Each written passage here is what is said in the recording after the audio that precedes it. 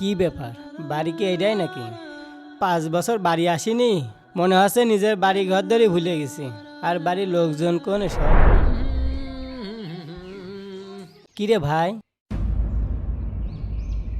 এ বাড়ি করলো কিটা? আমি করেছি। গেটের সামনে এরকম পজিশন করে বাড়িটা যে করে নিলি, আমি বাড়ি করবো কোনে? আমার বাড়ি করার জায়গা কই? জায়গা নেই মানে? এই যে কত জায়গা পড়ে রয়েছে। কই জায়গা কই দেখা?